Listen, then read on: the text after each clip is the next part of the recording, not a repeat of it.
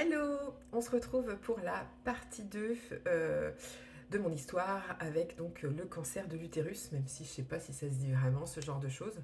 Mais voilà, l'idée c'est de raconter un petit peu tout ce qui s'est passé. Donc si vous n'avez pas vu le début, allez voir la partie 1 où je raconte le début, comment je l'ai découvert et tout.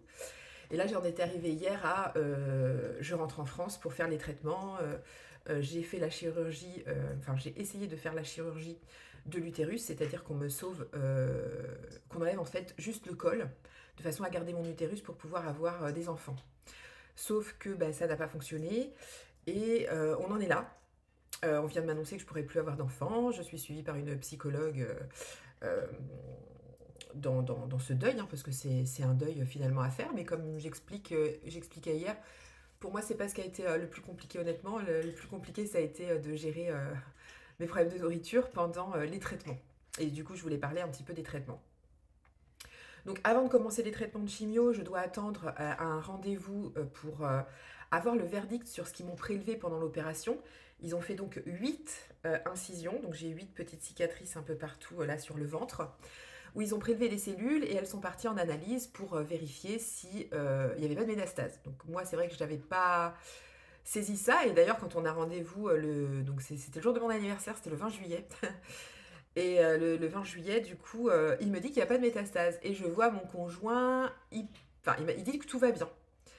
Et je vois mon conjoint de l'époque hyper soulagé. Et je fais, bah, enfin, tu doutais que ça se passe mal, quoi. Enfin, moi, j'avais pas de doute, en fait. Je pensais même pas que c'était un rendez-vous pour ça.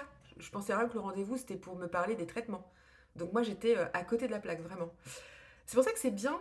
Ça aussi, c'est un petit conseil que je vais donner. N'hésitez pas à y aller avec quelqu'un.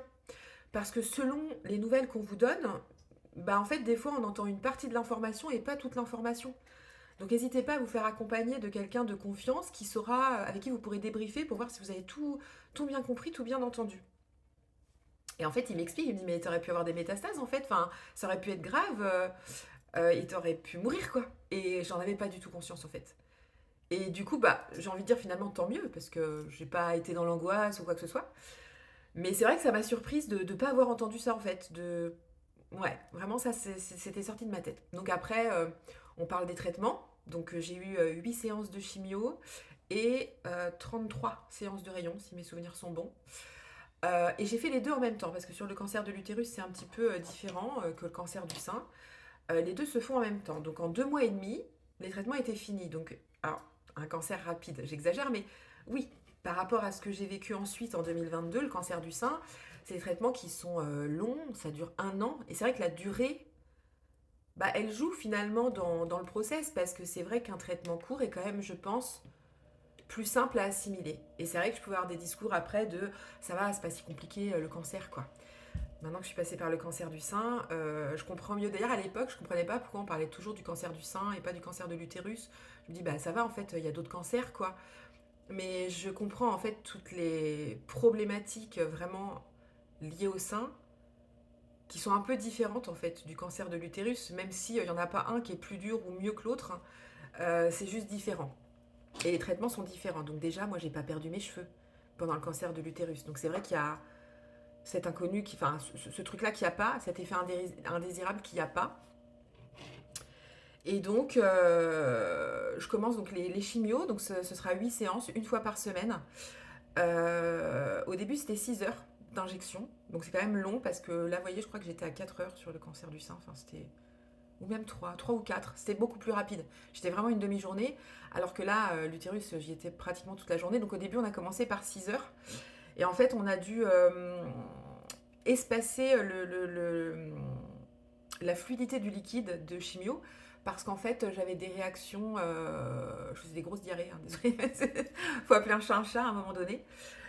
Donc ça me mettait vraiment mal, j'avais comme des crampes et tout. Donc ils ont dit c'est peut-être le produit qui est trop, bah, qui est mal assimilé, donc on va le faire diffuser plus lentement.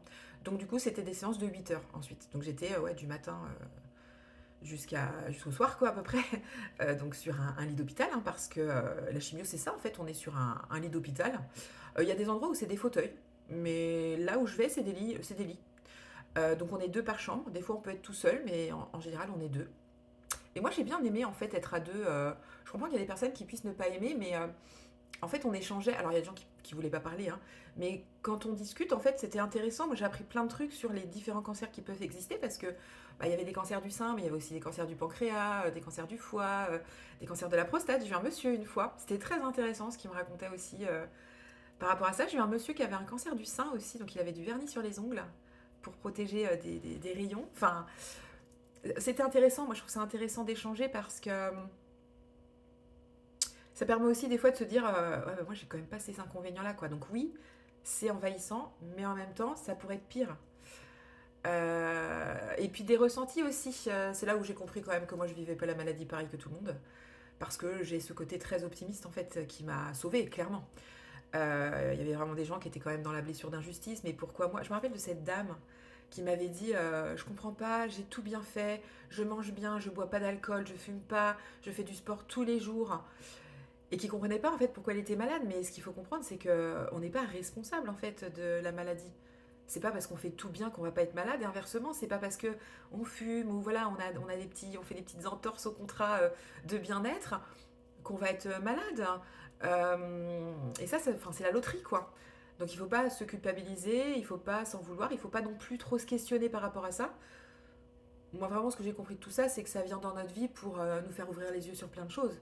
Enfin, moi, clairement, ça m'a éveillée, ça m'a permis de sortir dans un demi-sommeil dans lequel j'étais, de me réveiller, de me dire, bon, là, il y a des choses qui vont pas, il faut les changer.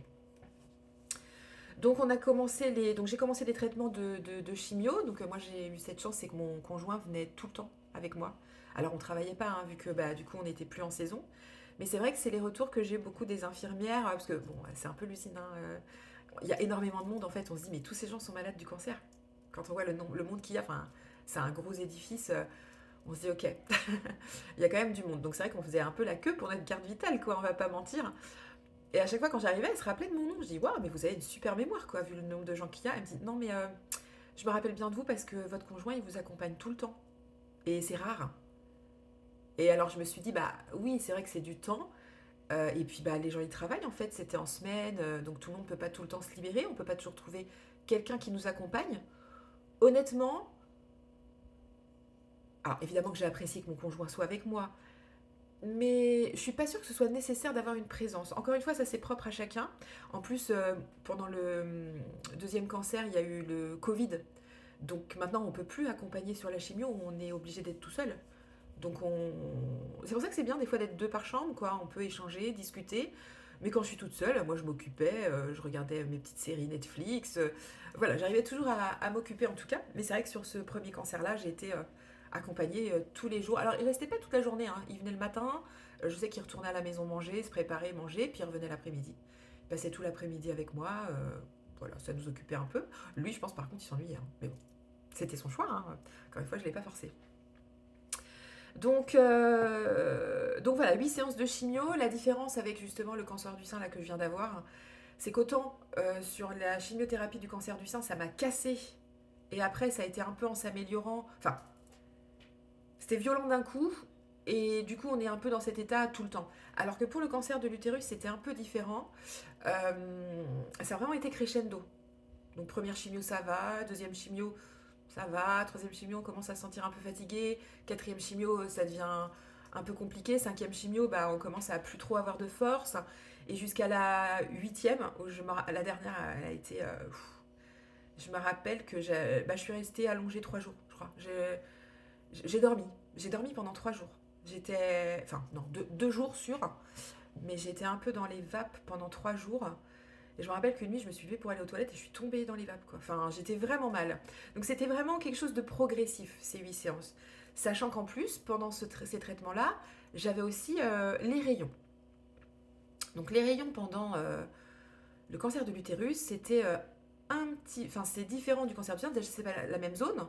Donc je vous avais expliqué, n'hésitez pas à aller voir les vidéos si vous n'avez pas vu, mais j'avais un appareil pour contrôler ma respiration parce que c'était un endroit derrière le cœur. Là, c'était un petit peu différent. Donc la différence majeure par rapport aux rayons, c'est que du coup la zone n'était pas la même. Que là, la problématique qu'il y avait, c'est que derrière l'utérus, il y a la vessie, enfin en tout cas à côté, je sais pas trop où ça se situe, mais Voilà, il y avait la vessie, donc il fallait faire attention évidemment aux différents organes. D'ailleurs, je ne l'ai pas dit pour le cancer du sein, mais c'est pareil pour le cancer du sein et le cancer de l'utérus. Pour les rayons, on va vous tatouer. Alors, je sais que ça peut paraître bizarre de dire ça, mais en fait, c'est des micro-points. C'est vraiment un point, quoi. Vous prenez un stylo bille et vous faites un point. C'est exactement ça. Et là, pour l'utérus, donc j'ai 4 points, je crois. Je sais même plus, tellement je ne regarde jamais. Je crois que j'en ai 2 de chaque côté des hanches.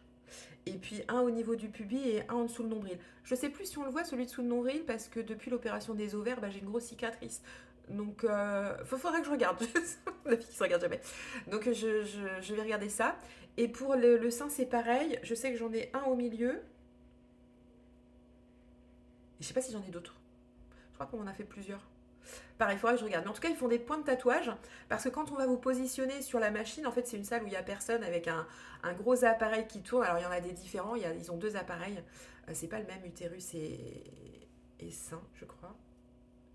Je crois que c'était pas la même salle. J'étais dans 2 salles différentes. Et en fait, ils positionnent les lasers. En fait, il y a des lasers comme ça, il y a des lumières en fait. Et ils nous positionnent. Je me rappelle, ils placent le bassin comme ça. Pour le sein, bah, ils placent le sein. Et il y a donc ce qu'on appelle des manipulateurs qui du coup nous positionnent pour qu'on soit bien. Et en fait, ils vont d'abord faire un premier scanner pour voir si tout est bien positionné. Donc pour le sein, c'était pour voir... Enfin, pour le sein, du coup, c'était pas du scanner, c'était vraiment en réel. Puis c'est calculé, en fait, c'est des calculs, quoi. Pour que du coup, ma cage thoracique soit gonflée d'une certaine façon. Et pour l'utérus, c'était différent. Il fallait... Alors, ça, c'était vraiment la problématique pour moi des rayons. Et c'est ce qui était en vrai le plus compliqué. Et le plus délicat aussi parce que c'est un sujet un peu tabou. Mais en fait, il faut que notre vessie soit remplie. Alors, je sais plus si c'est un quart ou à moitié. En tout cas, il y a une règle bien précise. Donc, on vous demande avant chaque rayon, une demi-heure avant, je crois, de boire 1 litre d'eau. Un litre ou un demi-litre? Je crois que c'est... Non, c'était pas 1 litre. Enfin, on vous demande de boire beaucoup. C'est un équivalent en verre, quoi.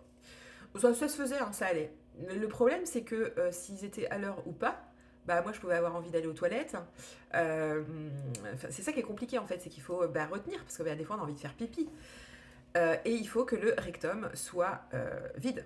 Donc il faut avoir été à la selle avant. Donc moi ça n'a pas trop posé de soucis majeurs, dans le sens où j'ai un bon transit, mais toutes les personnes qui vont être constipées et tout, ça va être un calvaire, quoi.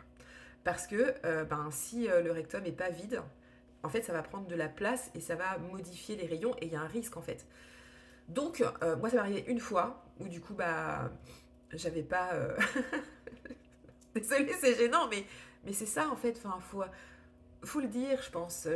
Enfin, moi, je pense que j'aurais aimé savoir où est-ce que je mettais les pieds, quoi. Et du coup, j'aurais aimé voir quelqu'un qui me raconte son expérience. Donc, c'est vrai qu'un jour, je suis sur la table, il y a le scanner et on me dit, du coup. Alors, pour le pipi, c'est pas grave parce que si du coup, on n'a pas la vessie pleine, on nous demande de boire, on attend, on repasse en fait. Mais c'est vrai que c'est chiant, c'est long, quoi. Parce qu'il y a des gens qui passent entre temps, du coup, il faut repasser dedans. C'est un petit peu pénible, en fait. C'est plus pénible que difficile, quoi. Et le jour où, du coup, on m'a dit, c'est gênant, vous n'avez pas des gaz? Et moi, non. Parce qu'en fait, on voit qu'il y a des gaz, donc peut-être que... et du coup, moi, je voulais pas me rhabiller, parce qu'en fait, on se déshabille, faut se rhabiller, faut ressortir, éventuellement y aller. Elle dit, on vous laisse si vous voulez pour pas avoir à vous re-rhabiller. Donc, il sort. En effet, je pète. Et du coup, je leur dis, oui, en effet. Du coup, on devient hyper intime avec les manipulateurs, quoi. Ils deviennent un peu nos confidents, ils nous demandent comment ça va. D'ailleurs, le personnel, un gros big up pour le personnel tous, les infirmières, les oncologues, en fait, tous les spécialistes qu'on voit, ils ont un rôle incroyable. Enfin, je veux dire, c'est... Et les manipulateurs, enfin voilà, ils nous voient tous les jours, parce que moi j'avais des rayons, donc tous les jours. C'est c'est intense en fait, hein. Donc, enfin, c'est tous les jours sauf le week-end. Et voilà, donc on refait un scanner et ils me disent, en fait, je pense que vous avez envie d'aller aux toilettes, quoi. Enfin, vous devez aller aux toilettes. Donc je dis, ah ouais, non mais moi je peux pas revenir, parce qu'en général ils nous disent, on le fera un autre jour parce que c'est pas possible. Mais ils savaient très bien que moi je voulais vite rentrer en Sicile, donc ça avait été nommé dès le début. Donc ils savaient que moi je voulais pas rater de séance, quoi. Que j'étais... je lâche pas l'affaire, quoi. Donc il m'a dit, comme on sait que vous voulez que ça aille vite, est-ce que vous voulez aller aux toilettes, quoi? Je dis, bah oui, mais j'ai pas envie. Bah, on peut vous donner des laxatifs. Ok. Donc, c'est ce qu'on a fait, quoi. Et c'est pas très agréable en vrai. Mais ça s'est fait. D'ailleurs, je crois qu'ils m'ont dit, bah, disons que vous êtes vraiment volontaire, quoi, parce que quand vous voulez quelque chose, quand vous avez quelque chose dans la tête, vous l'avez pas ailleurs, c'est clair. Et du coup, la séance a pu bien se faire. Donc, il y en a eu 33. C'est vrai que c'est long. Et en fait, ça coïncide un petit peu avec la chimio. La chimio se termine un petit peu avant. Mais voilà, au bout de ces traitements, c'est terminé, quoi. Donc, en fait, au bout de 2 mois et demi, moi, je suis rentrée en Sicile. J'ai pu faire ma convalescence en... Ah non, bah non. J'ai oublié un truc hyper important dont faut que je parle. La curie-thérapie. C'est-à-dire qu'en fait, j'ai fait donc de la chimio et des rayons pratiquement en même temps. Et quand les rayons se sont terminés, on fait une IRM pour voir si la tumeur a bien diminué. Euh, Si elle n'a pas suffisamment diminué, on m'aura enlevé tout l'utérus en fait. Et ça, on me l'avait dit. Donc moi, dans ma tête, je me disais, il y a peut-être une possibilité, même s'ils me disent que mon utérus va plus marcher, qui marche, donc j'aimerais le garder. Voilà. Je l'ai gardé, du coup, il n'y a pas eu de souci. Mais en fait, on a quand même de la curithérapie parce qu'en fait, comme c'est vraiment à la racine de l'utérus, c'est vraiment à l'entrée du col, et que la chimio, bon, elle va dans le corps, et les rayons, ça va sur la tumeur. Et l'idée de la curithérapie, et je pense que dans le cancer de l'utérus, à moins qu'on enlève tout l'utérus, on n'a pas la curithérapie. Honnêtement, je sais pas ce qui est le pire. Après, je pense que la convalescence de l'utérus, ça va être compliqué. Mais la curithérapie, honnêtement, est-ce que j'ai le pire? Est-ce que c'est le pire de ce que j'ai vécu? C'est pas, en tout cas, c'est pas mal classé, la curithérapie. En gros, on vous positionne ça sous anesthésie générale. Et en fait, ce qu'ils vont faire, c'est qu'ils vont brancher une machine à votre utérus. C'est-à-dire que, désolé, c'est dégoûtant, hein, mais via le vagin, ils vont mettre en fait une machine, donc c'est un espèce de bloc comme ça avec des tiges en fer qui vont être mises à l'intérieur, enfin au niveau du col, pour envoyer des ondes. En fait, c'est cet appareil qui va envoyer des ondes euh, pendant 48 heures sur la tumeur en fait. L'idée c'est ça, c'est d'envoyer des ondes sur la tumeur directement pour aller vraiment tuer la racine de la tumeur. Du coup, c'est une machine qui envoie des ondes je crois que c'est toutes les 40 secondes, un truc comme ça, pendant 48 heures. Et en fait, ils font tout un calcul par rapport à la grosseur de la tumeur, tout ça. Et en fait, c'est eux qui vont définir tous les combien il va y avoir des ondes, combien il va y avoir d'ondes, etc. Donc ça va jusqu'à 48 heures. Moi, je suis restée 48 heures.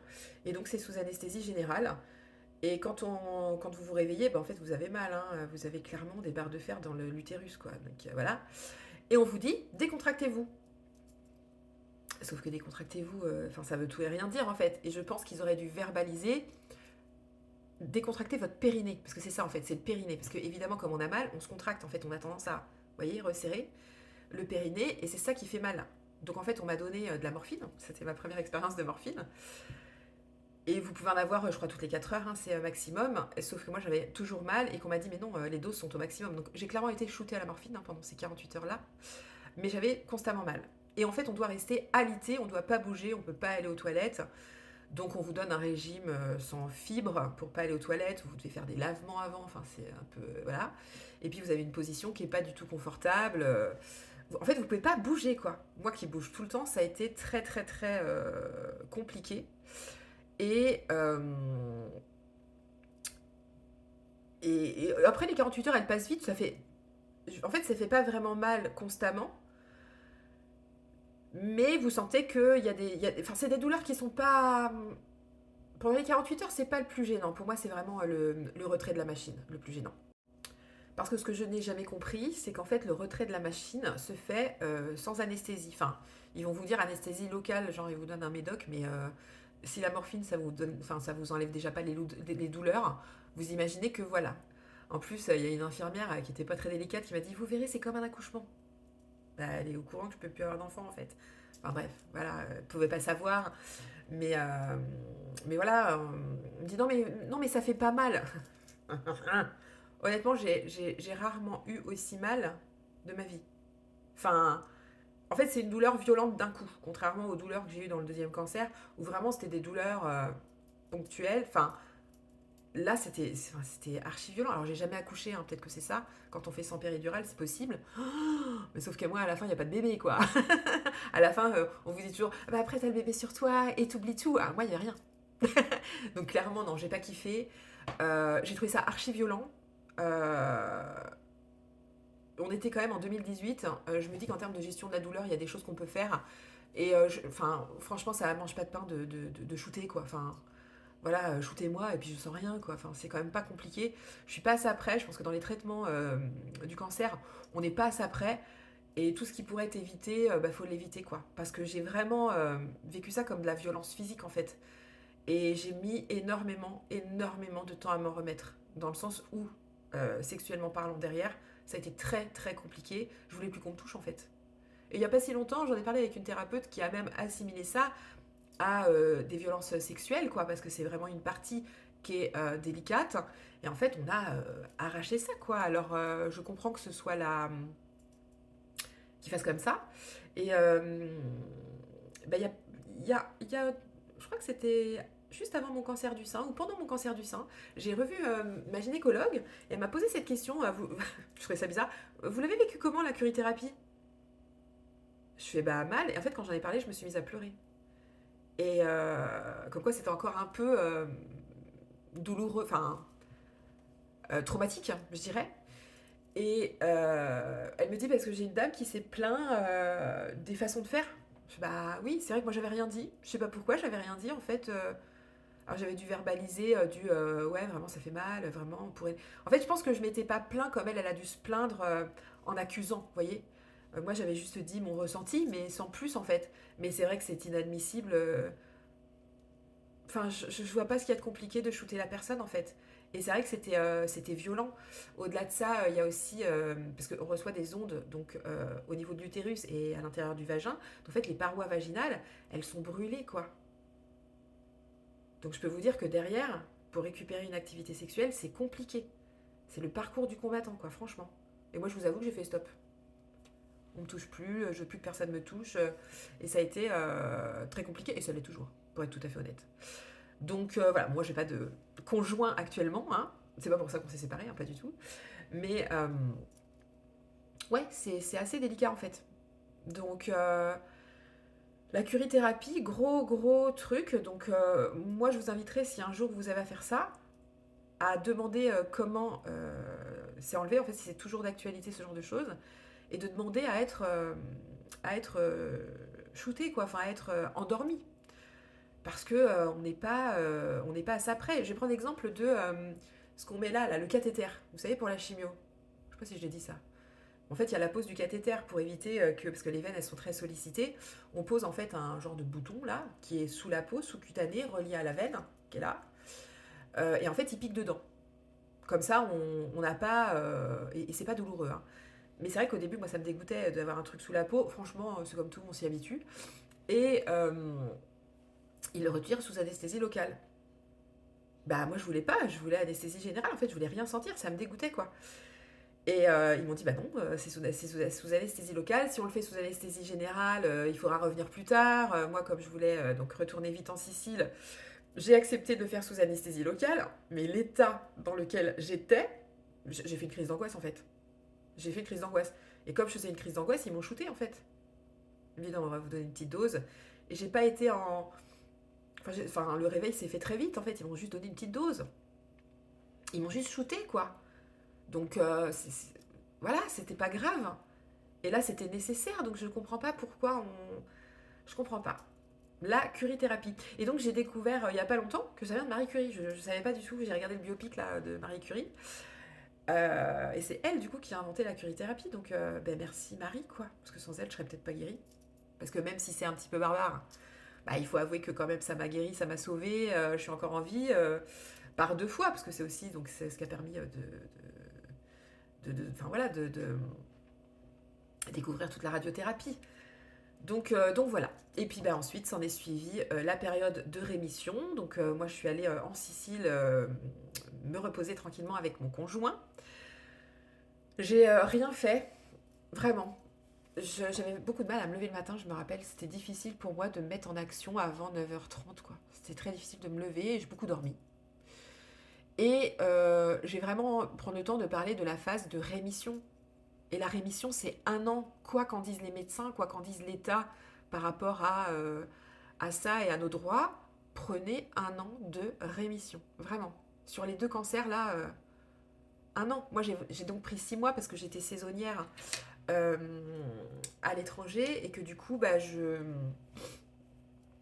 voulais pas perdre une saison. Si j'allais pas retravailler au mois de mai, bah, je perdais une saison complète de travail et je travaillais pas pendant plus d'1 an et demi en fait. Donc je suis retournée travailler. J'ai pas de regret de l'avoir fait parce que j'ai permis de tester mes limites, ça m'a permis de comprendre plein de choses. J'ai appris plein de choses grâce à ça. Peut-être demain je parlerai de tout ce que j'ai appris dans le premier cancer. Et ce que j'ai appris dans le deuxième aussi peut-être. Je vais faire un petit topo de tout ce que ça m'a permis d'apprendre et de travailler. Parce que vraiment, c'est quand on est au pied du mur qu'on sort de sa zone de confort en fait. Souvent on se dit ah j'aimerais bien travailler ça, j'aimerais bien guérir ça, j'aimerais bien. Mais quand on n'est pas au pied du mur, quand on a encore le choix de ne pas le faire, travailler sur soi, bah on le fait pas en fait. On travaille sur nous que quand on n'a pas le choix en fait. Et d'ailleurs les gens nous disent tout le temps mais comment t'as fait? Mais on n'a pas le choix. C'est de la survie en fait, donc on n'a pas le choix. Donc ouais je pense que je parlerai de ça. Donc ouais, rémission 6 mois, je suis retournée travailler, c'était une cata. J'ai eu cette chance d'être dans un hôtel où ils étaient quand même très compréhensifs, donc j'ai pu vraiment... je me suis fait un mi-temps thérapeutique pour être tout à fait honnête, quoi. Et ça s'est très bien passé, d'ailleurs, ça a été une des années... ouais, une des saisons les plus simples pour moi. Comme quoi, quand on écoute son rythme, finalement, ça se passe bien. Quand on s'écoute, ça se passe bien. Et voilà, j'ai été ensuite suivie pendant... donc j'avais des contrôles tous les 4 mois. Donc je revenais de saison pour les contrôles. Là, mon employeur a été quand même très à l'écoute. Je rentrais un week-end, je repartais. Faire les... Comment on appelle ça? Les contrôles. Contrôle IRM, tout ça. Et ben, j'ai eu cette chance que du coup, les contrôles IRM, c'était sur tout le corps parce que c'est là où on a détecté mon cancer du sein.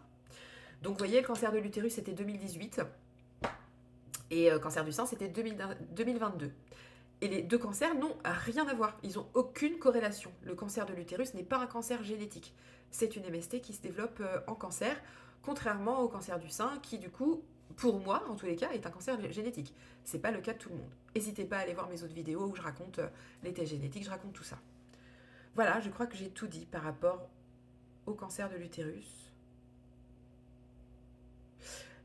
Ouais, je ferai une vidéo demain sur tout ce que ça m'a apporté, enfin, sur quoi ça m'a fait réfléchir et comment ça m'a permis d'évoluer. Sur ce, je vous embrasse bien fort et je vous souhaite un bon week-end. Bisous!